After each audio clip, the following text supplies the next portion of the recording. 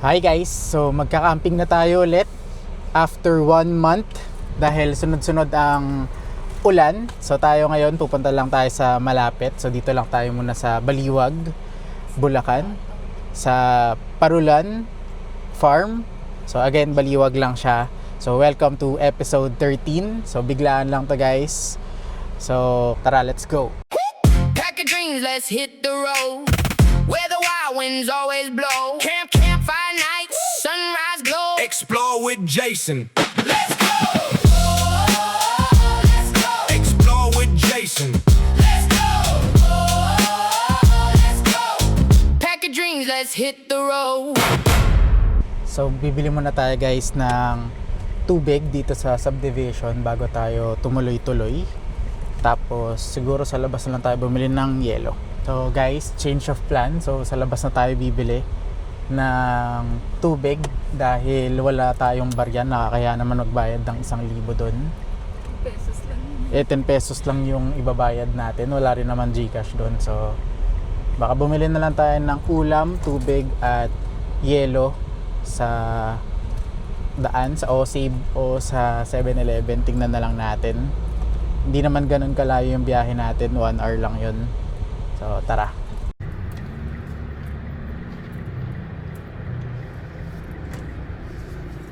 So guys, nandito na tayo sa OSAVE. So dito muna tayo bibili ng mga gamit natin, yung mga pagkain, saka tubig, saka yelo. Kasi hindi ko sure kung meron tayong madadaanan na palengke doon. So at least dito sure na tayo. So tara.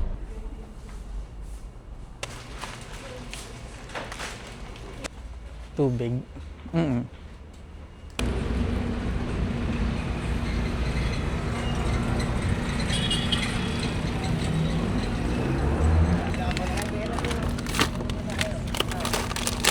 So nakabili na tayo guys ng pagkain natin mamayang gabi. So steak na lang tayo. Yun lang naman, isang beses lang naman tayo kakain kasi darating tayo doon hapon na. So dinner na lang yung prepare natin.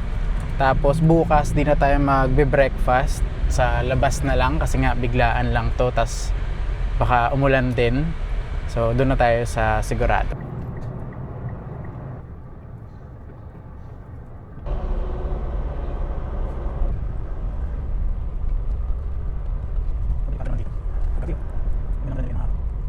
Si maayos naman yung daan.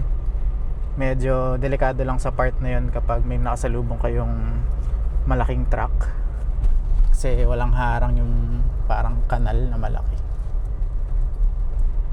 Grabe, parang nagkasundo sila dito na kada tapat ng bahay lagyan ng humps.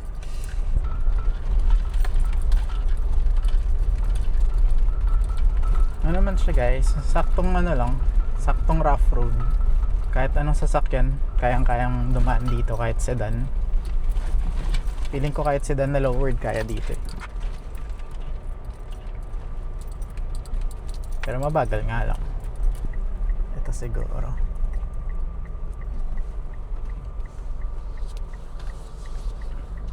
Tira mo ako. Hindi, pwede dito. Sige. Diretso mo to, straight mo.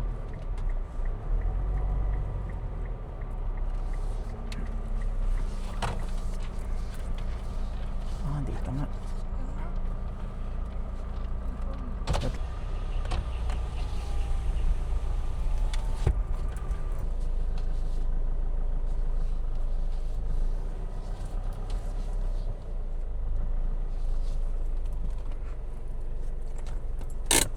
So guys, nandito na kami sa Parulan Camp. So umpisahan na natin mag-set up. Nakalimutan namin yung aming camping chair pero bahala na. So set up muna tayo. Let's go.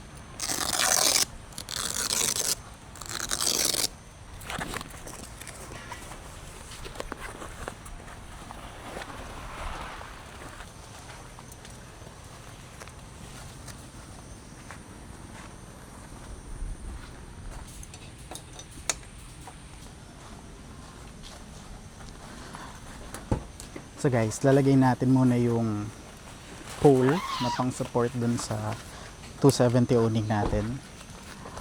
Kasi baka sakali mamaya umulan, so at least sure tayo, 'di ba? Para hindi na rin tayo maghahol mamaya. Lagyan na natin ngayon.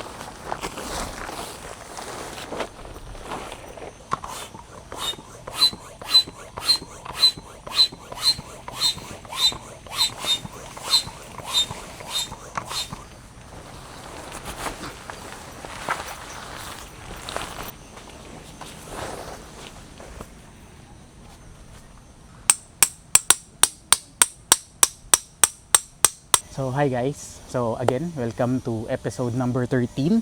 So medyo matagal-tagal tayong hindi nakapag-camp, parang more than 1 month din yun kasi sunod-sunod yung ulan, tas kung saan din ako pumunta dahil sa trabaho. So ayun, so ngayon lang ulit tayo nakapag-camp, tapos biglaan pa to. Actually next week dapat pupunta tayo ng Atok Benguet, kaso medyo sira yung daan, pero ibang story yun. So ngayon, last week kasi pumunta kami sa DJI. So, meron kaming biniling bagong item na magagamit natin sa camping natin lagi. So, ito siya. So, bumili na kami ng drone. So, ito siya guys, DJI Lito X1. So, i-unbox natin siya ngayon. Hindi ko pa siya na papalipad. At yun din yung purpose kung bakit natin pinilit mag-camping ngayon, para matry nating paliparin yung drone natin ngayon. So guys, DJI Lito X1. So nabili natin siya last week. Hindi pa natin siya nabubuksan. So ngayon pa lang, hindi pa natin siya napapalipad, hindi pa natin siya nagagamit. So ngayon pa lang talaga natin siya i-check. So from the box, ito siya. So bago ang lahat guys, ang pinagpilian kasi namin ay DJI Lito X1 or yung DJI Neo 2. So mas na-realize namin na parang mas okay gamitin sa camp ang DJI Lito X1. So ito siya, tingnan natin ngayon. Open natin yung kanyang lagayan. So I think ito yung DJI Lito X1 na more fly combo. So mas kompleto siya. So check natin. So kapag binuksan natin ngayon to, yung bag, ito siya. Yan, sabi ko sa inyo hindi pa natin masyadong nagagamit. Nakalagay pa yung plastic ng bag, no? So kapag inopen natin yung box o yung bag, ito siya. So of course, nandyan yung kanyang controller. Then yung batteries. And then of course, yung mismong drone natin. Yan. So you can see, naka-plastic pa siya. Hindi pa talaga natin siya natatry buksan or gamitin. So ito siya guys. So ito yung drone, no? Una nating bubuksan o ang gagawin ay tingnan muna natin yung laman ng box. So basahin ko siya sa inyo. So ulitin ko lang, DJI Lito X1. So Fly More combo. So ang kasama niya dito is, ulitin ko lang, yung drone, 3 batteries, tapos yung mismong controller. So buksan natin siya ngayon. So unahin natin yung batteries. So dito sa DJI Fly More combo. So hindi ko sure kung ganun sa lahat, no? Pero dito is meron siyang included na 3 batteries. As far as I know, yung isang battery niya, kaya niyang lumipad for approximately more than 25 minutes. Pero syempre, iba-iba naman yung real-time flight nun. So syempre, pag mas mahangin, mas onte yung oras o yung minuto na kaya niyang lumipad. Pero ang advantage ng Fly More combo is 3 agad yung battery, so pwede ka magpalit-palit. So, ayan, 3 yung battery niya. Tapos, ito yung ating controller. So, merong dalawang option ng controller. Alam ko merong mas mura. Mas pinili lang namin ito, yung isang to. Kasi, nandito na agad yung screen niya. Tapos, hindi mo na kailangang ilagay yung cellphone mo. Doon kasi sa isang controller, mas mura siya, pero i-connect mo yung cellphone mo. Okay din naman. Ito, ang advantage lang talaga nito is, meron na siya agad na screen. Wala lang, mas maganda siyang tignan. Tapos, mamaya na natin i-ayusin o i-assemble, no? Tapos, of course, yung ating mismong drone. So, open natin siya. Yan. Oops. So, ito mismo guys, yung drone. Yan. So, again, DJI Lito X1. So, ang maganda dito ay 249 grams siya based sa research namin, no?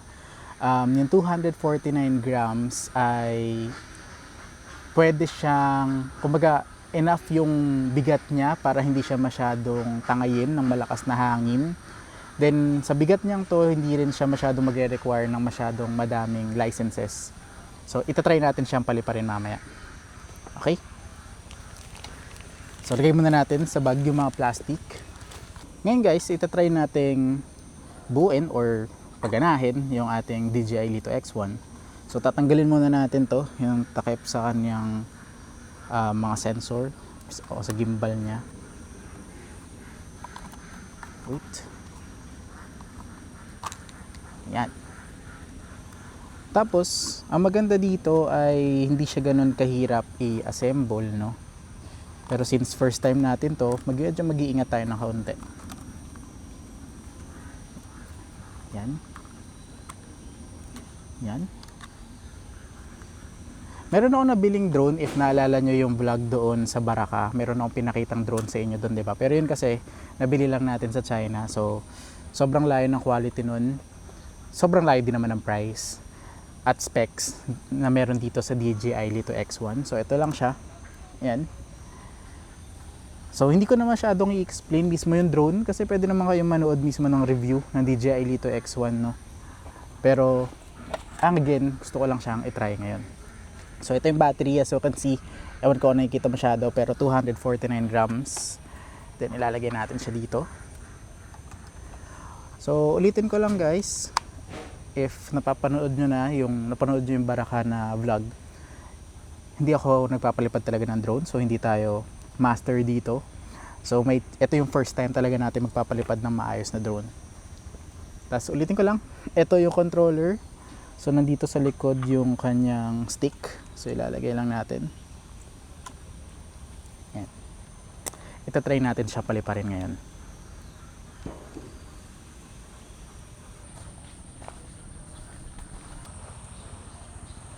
Approached edge of altitude zone. Home point updated.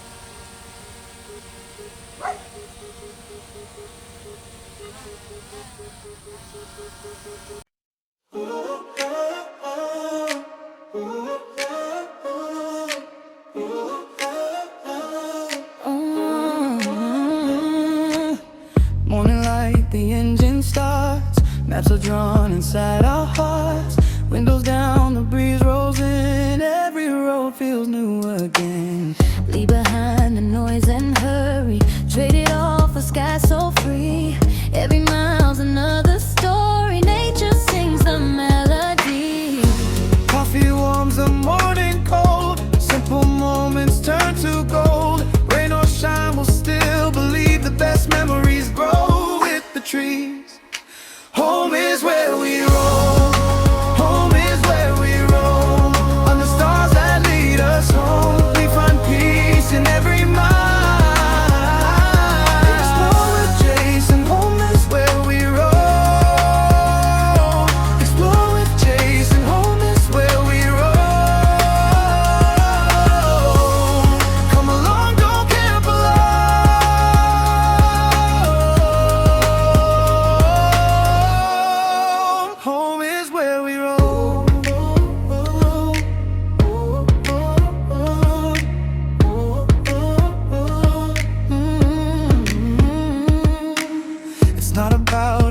we go, but all the little things we know.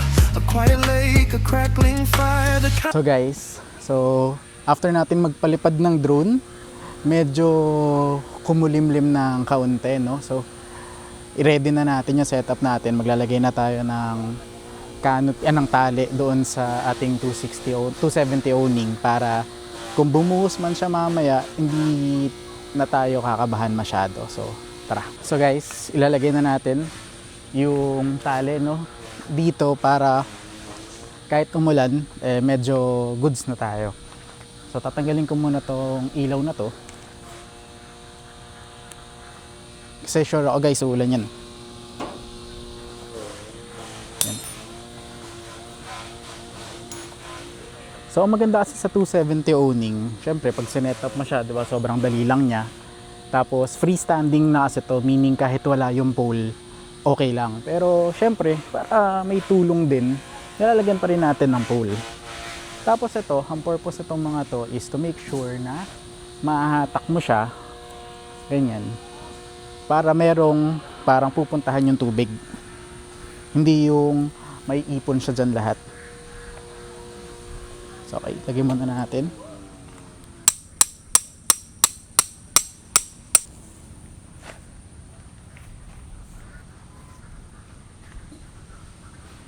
Yan. So, nalagyan na natin yung isa. So, meron na yung ano. Okay. Babaan natin to ng kaunti.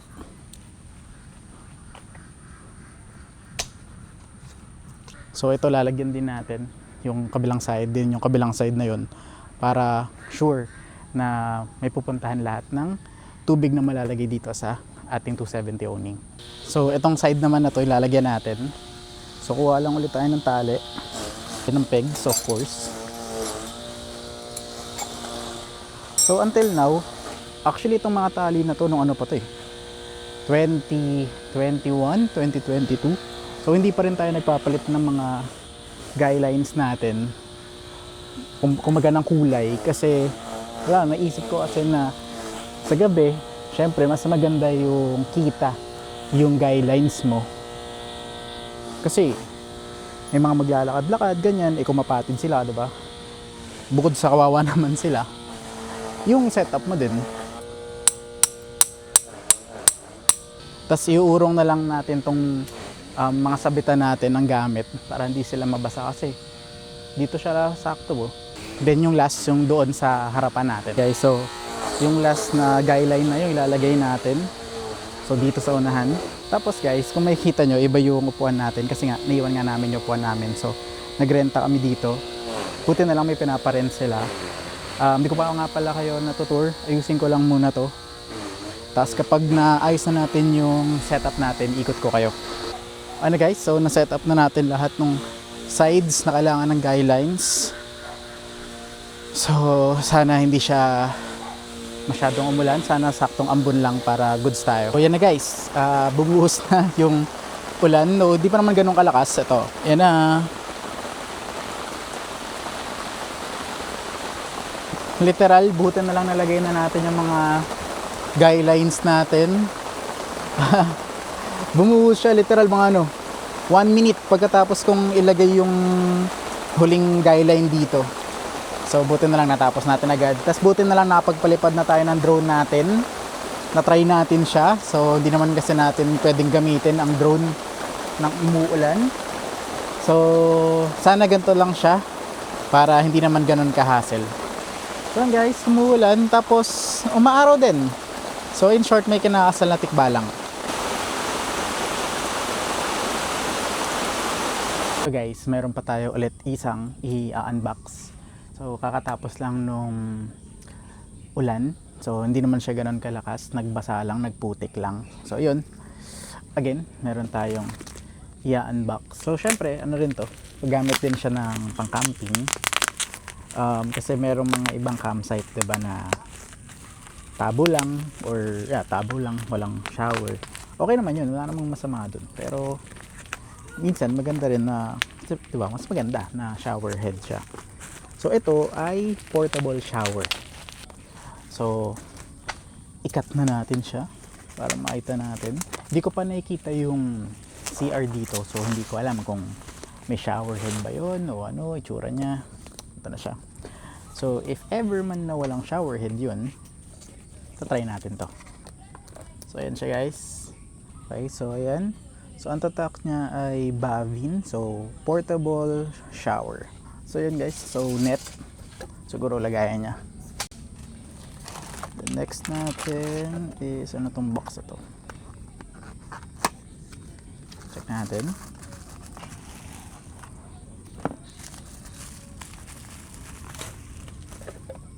Kung di ako nagkakamali, ito mismo yung nilalagay doon sa timba. So parang ito siguro yung pump.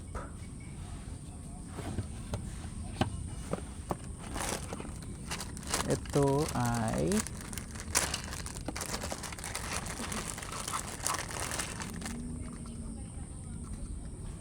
parang ito yung sinasabit siguro. Tapos ito yung parang lagayan or yung sa hose. Yan, dyan muna siya. Ngayon natin isa-isahin lahat yan. Oo nga, parang nga siya doon. Kasi meron siyang mga suction cup na kasama. Okay, tabi muna natin siya. Tingnan muna natin ano pa yung ibang box.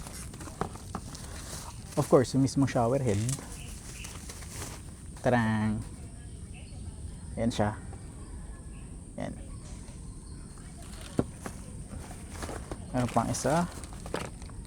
Ito yung mismong hose.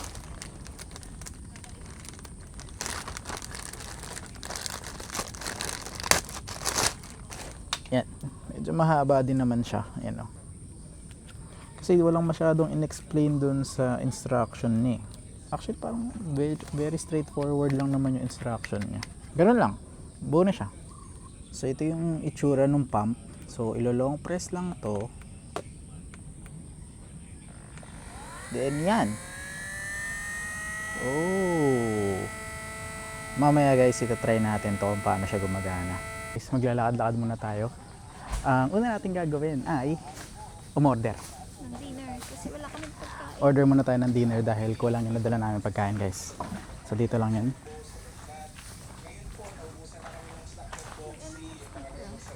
Ayaw nga.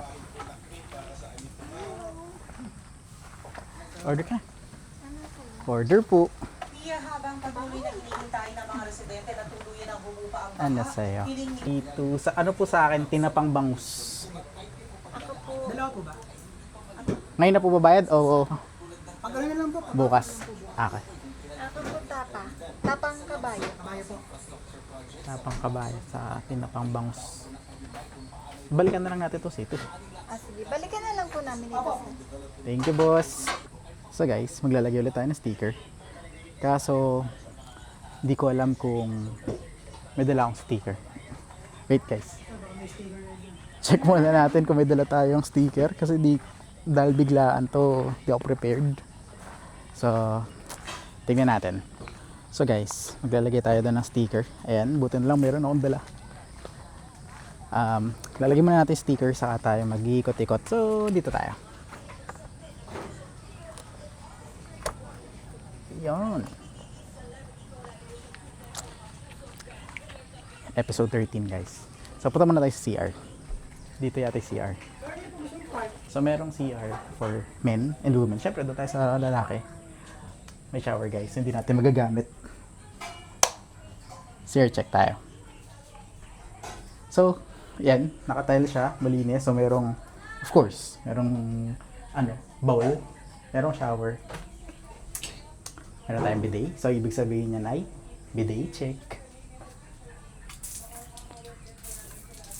Malakas yung bidet, guys. Okay.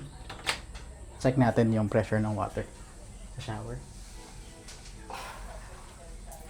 Meron naman. Ayokong itodo kasi baka mababasa ako. Pero meron, guys. Yan. Tapos meron ding sabitan dito. So, most likely, sa mga babae ay same lang. Saan pwedeng maghugas mamaya ng mga pinggan? Meron Meron po rito, pwede rin. dito po. Okay. Maluwag po doon sa kabila. Sa kabila. Thank you po. So guys, iikot tayo ngayon. Check natin yung kabuuan ng camp. So ito yung hindi natin naikot kanina kasi nga umulan. So ayan o. So again, nasa Parulan Farm tayo. Ito yung sinasabi siguro ni Kuya na hugasan.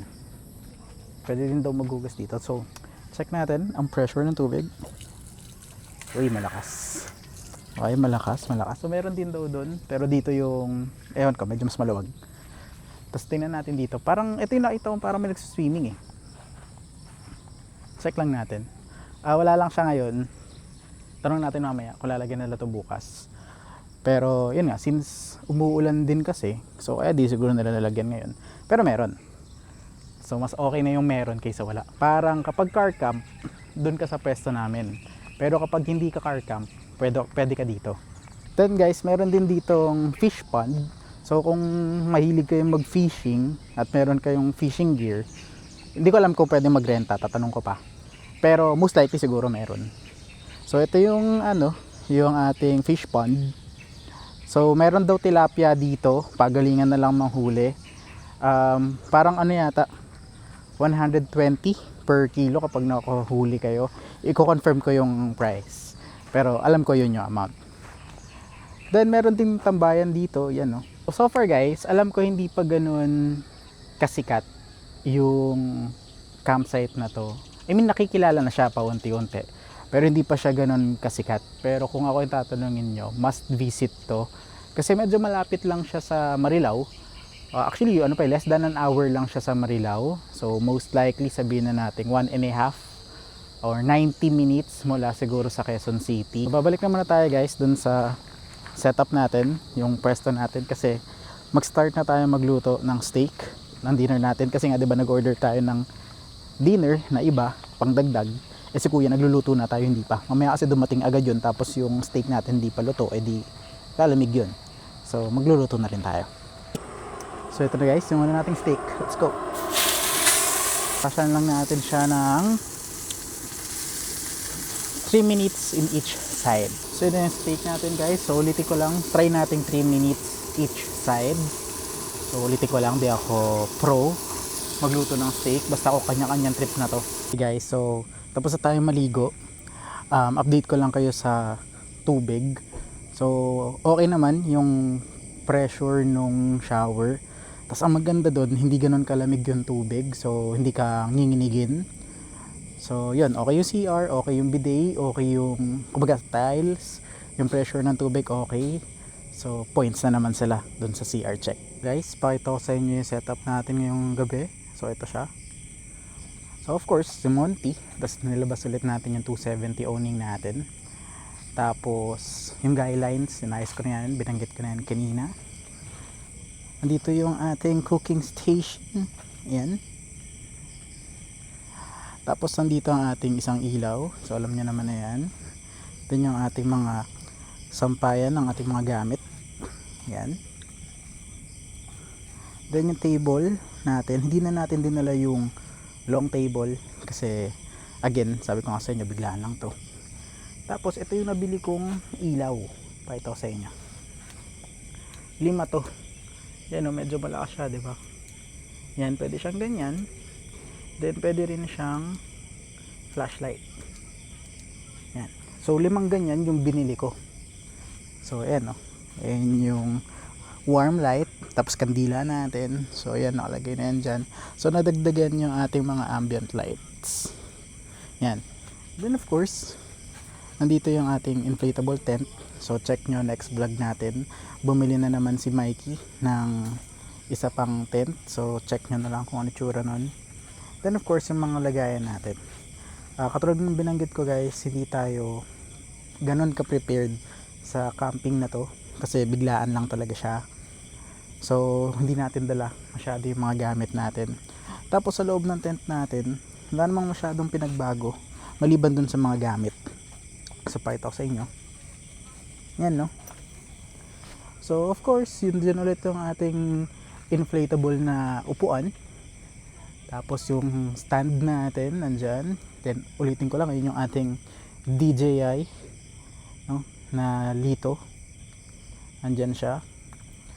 Tapos of course yung ating inflatable bed, then yung ating mga electric fan. Wala namang masyadong pinagkaiba compared nung nakaraang setup.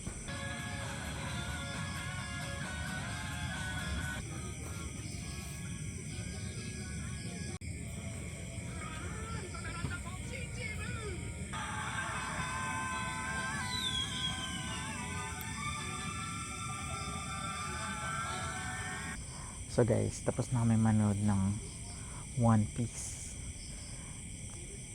Pakinggan nyo muna yung mga crickets. Eto.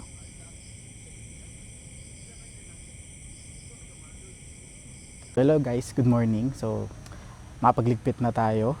Hindi ko na na-videohan kanina kasi hindi naayos agad namin kasi baka biglang umulan para hindi na rin tayo mahirapan sa pagliligpit. So, ayun. So, naayos na natin. Nakapag-pack up na tayo. Kakain na lang tayo ng breakfast pero most likely sa labas na yon.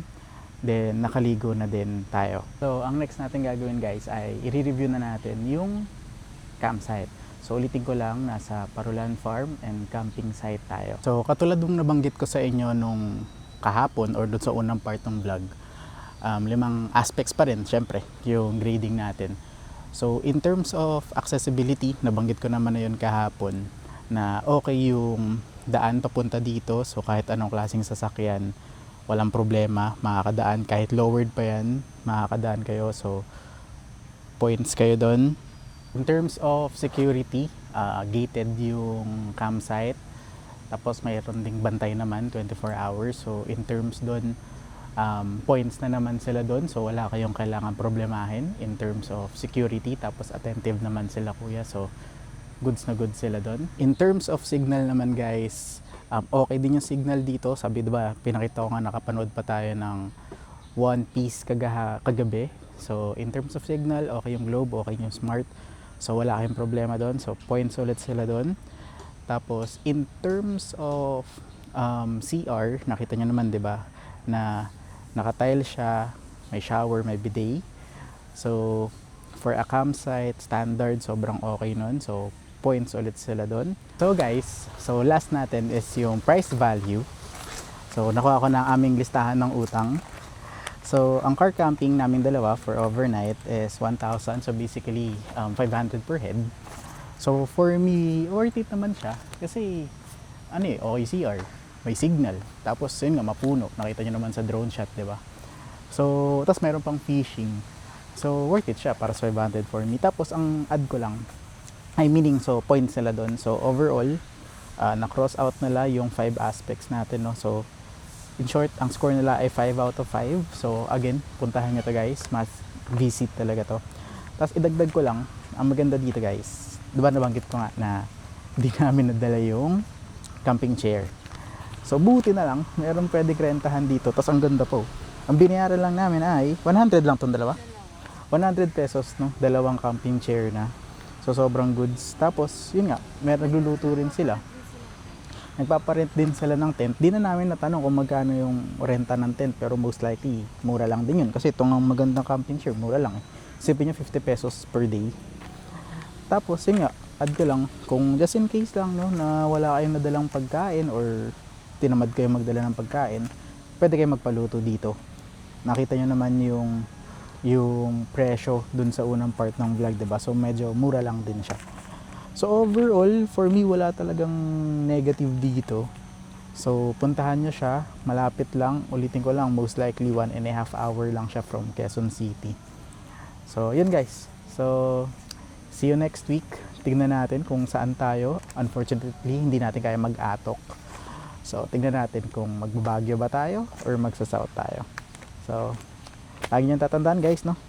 Gumala kayo para mabuhay. Bye-bye! Pack of dreams, let's hit the road.